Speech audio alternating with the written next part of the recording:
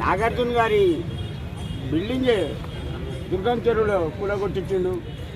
అంత ధైర్యం ఎవరికి ఉండాలి? వాడేమైనా బీదోడా? అంత పెద్ద మనిషిదే పోయి ముట్టుకున్నాడంటే అతని ఖనిజం ఎంత పెద్దదో ఆలోచించు. నాగార్జున కుర్చీ మడత పెట్టిరంటావా? నేనే మడత పెట్టించిన.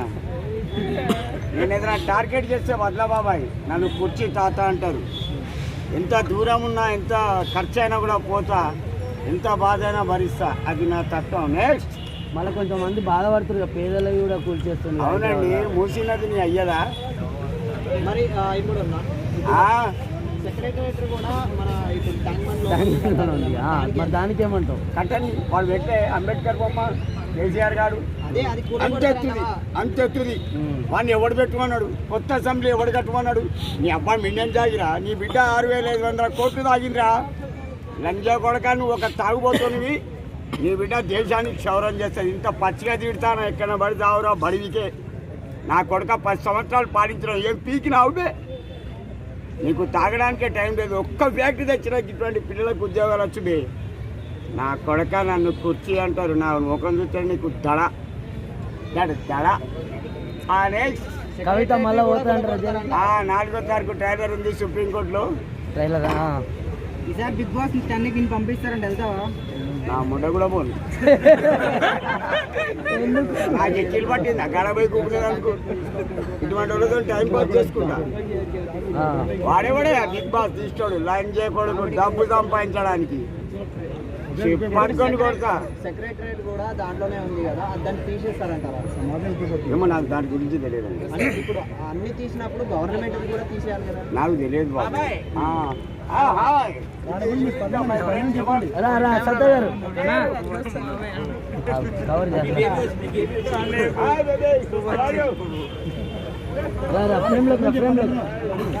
రండి ఫ్రేమ్లో. Best and best friend Vizag సత్యాన్ని. సత్య గారు, ఇప్పుడు మన రాష్ట్రంలో హైడ్రా జరుగుతుంది, మీకు ఎలా అనిపిస్తుంది? హైడ్రా మీద మీకు సంతోషంగా ఉంది, విచారంగా ఉన్నారా? డబ్బులు వాళ్ళు బిల్డింగ్ కొట్టేసుకున్నా పర్వాలేదు, ఎందుకంటే వాళ్ళకి ఇంకా చాలా బిల్డింగ్స్ ఉంటాయి కాబట్టి. కానీ స్లమ్లో ఉన్న పేదవాళ్ళని రోడ్డు మీద పడించడం నచ్చలేదు. సో రేవంత్ రెడ్డి గారికి చెప్పేది ఒకటే, నా యొక్క ముఖ్య విజ్ఞప్తి, అవి ఖచ్చితంగా అవి అక్రమంగా కట్టినవే కాదని లేదు, ఆక్రమించుకునేవే. కాకపోతే వాళ్ళు కూడా పునరావాసం కల్పించాలి. వాళ్ళు కూడా డబుల్ బెడ్రూమ్ కానీ సింగిల్ బెడ్రూమ్ కానీ ఇవ్వాలి. చాలామంది ఏడుస్తున్నారు. అవి సోషల్ మీడియాలో చూస్తే మాకే చాలా బాగా అనిపిస్తుంది. అంటే ఒక్కొక్క బిల్డింగ్ వచ్చేసి కాస్ట్ మినిమం ఒక 30 లక్షలు 40 లక్షలు ఉంది. మరి వాటికి డబ్బులు ఇప్పిస్తారంటారా? కొన్ని స్లమ్లో చూస్తుంటే మొత్తం అన్నీ కొట్టేస్తారు, రేకుల షెడ్లు అవన్నీ కూడా. అట్లాంటి వాళ్ళకైతే మాత్రం తప్పకుండా పునరావాసం కల్పించాలని నేను కోరుకుంటున్నాను. పేదవాళ్ళు ఇప్పుడు చాలామంది రోడ్డు మీద ఉన్నారు. తప్పే, వాళ్ళు చేసిన తప్పే, వాళ్ళు నేను సపోర్ట్ చేయడం లేదు. ఏదో జరిగిపోయింది, అది జరిగిపోయింది. అంటే తప్ప అంటే వాళ్ళు చేశారా, గవర్నమెంట్ చేసిందా, గత ప్రభుత్వం చేశారు? కాదు, ప్రభుత్వాలు నేను ఎప్పుడు విమర్శించను. వాళ్ళు కూడా ఏదైనా ఎక్కడైనా కట్టే ముందు అసలు ఇక్కడ పర్మిషన్ ఉందా లేదా అని గవర్నమెంట్ దగ్గర నుండి సర్టిఫికేట్ తీసుకొని కట్టాలి. పర్మిషన్ లేకుండానే కట్టారు ప్రజలు. కరెంట్ ఎలా వస్తుంది? పర్మిషన్ లేకుండానే వాళ్ళు కరెంట్ డిపార్ట్మెంట్ చూసుకోకుండానే కరెంట్ ఇచ్చిందంటారా? అదే అంటున్నానండి, వాళ్ళు ఒక ఇల్లు కట్టేటప్పుడు ఖచ్చితంగా, ఇప్పుడు మేము వైజాగ్ ఒక ఇల్లు కట్టామనుకోండి, ఖచ్చితంగా మున్సిపాలిటీ నుంచి పర్మిషన్ తీసుకుంటాం. ప్లానింగ్ కాగితాలు కూడా గవర్నమెంట్ అఫీషియల్స్ ఇస్తారు. అలా జరగలేదు ఇక్కడ. సో ఎనీవే పేదవాళ్ళు ఇప్పుడు రోడ్డు మీద ఉన్నారు కాబట్టి ఈ గవర్నమెంట్ తప్పకుండా వాళ్ళని ఆదుకోవాలి. దానం నాగేంద్ర గారు కూడా అదే చెప్పారు, ఖైరతాబాద్ ఎమ్మెల్యే గారు. పేదవాళ్ళు తప్పకుండా మేము పునరావాసం కల్పిస్తామని, తప్పకుండా వాళ్ళకి అందరూ కూడా ఇల్లులు ఇవ్వాలని నేను మనస్ఫూర్తిగా కోరుకుంటున్నాను. అంటే ఇప్పుడు ఏవైతే ఇల్లు కూలగొట్టారో ఆ ఇళ్ళ మీద రిజిస్ట్రేషన్ అప్పుడు డబ్బులు తీసుకున్నారు, సో పర్సంటేజ్ తీసుకొని ఇల్లు కట్టించారు. కాబట్టి మరి దానికి ఆ డబ్బులు తీసుకున్నటువంటివి రిటర్న్ చేయాలి కదా. మరి తప్పు అన్నప్పుడు ఇల్లు కూడా ఇళ్ళే కదా కూల్చారు ఆయన. రిజిస్ట్రేషన్ అవ్వని ఇల్లు, అక్రమంగా కట్టుకున్న ఇల్లు, రిజిస్ట్రేషన్ గవర్నమెంట్ స్థలాలు ఆక్యుపై చేసిన ఇళ్ళనే కూల్చుకున్నారు. ఫెయిర్గా ఉన్నవి ఏమి కూల్చున్నారు. ఇప్పుడు చాలా మంది చెరువులను ఆక్రమించుకున్నారు, రోడ్లను ఆక్రమించుకున్నారు, పార్కులను ఆక్రమించుకున్నారు.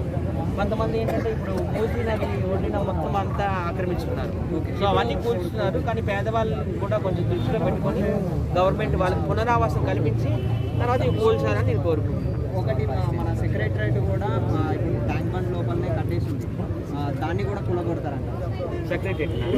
నేను అలా అనుకోవడం లేదు, అది అక్రమం కట్టడం వల్ల అనుకోవడం లేదు. ఇప్పుడు అది వచ్చేసి దానికి ఎంత 1000 మంది ఇంజనీర్లు పనిచేస్తారు, అది అక్రమం ఎలా అయింది? కట్టారు. ఆల్రెడీ ఉన్న సెక్రటరీని కూల్ చేసి కట్టాడు. అది సక్రమం అని నేను అనుకుంటున్నాను. That is my personal opinion. అంటే ఇప్పుడు గవర్నమెంట్ వచ్చేసి కట్టం మీద ఉన్నటువంటి కట్టేస్తారు కదా, మరి దాన్ని కులగొట్టారంటారా? అక్రమంగా ముందు కట్టడాలు కూల్చాలండి. ఎందుకంటే మనకు ఒక రూల్ మనము ఖమ్మం చూసాం, మొన్న ఏమైంది ఫ్లడ్స్ వచ్చినప్పుడు. విజయవాడ చూసాం, విజయవాడలో వేలాది మంది చనిపోయారు. సో ఇది మంచిది, హైడ్రా అనేది నాకు నచ్చింది. కాకపోతే అట్ ద సేమ్ టైం పేదవాళ్ళని దృష్టిలో పెట్టుకొని వాళ్ళకి ముందుకుండా పునరావాసం కల్పించి వసతి కల్పించి తర్వాత కూల్చేయమని నేను కోరుతున్నాను. ఇకనైనా పర్మిషన్స్ గ్రాంట్గా ఇవ్వమంటారా? ఇక ముందు బుద్ధి వస్తుంది కదా అందరికీ. ఇప్పుడు ఎవరైనా జనాలు ఒక ఇల్లు కట్టుకోవాలన్నా కానీ భయపడతారు. అమ్మో తర్వాత హైడ్రా వచ్చి కూల్ చేసి చేయమని చెప్పి. సో మున్సిపల్ శాఖని సంప్రదించి వాళ్ళ దగ్గర ఒక సర్టిఫికేట్ తీసుకొచ్చి ఒక ఇంజనీర్ని పెట్టుకొని ప్లాన్ కాగితాలు తీసుకొచ్చి కట్టాలని నేను కోరుతున్నాను.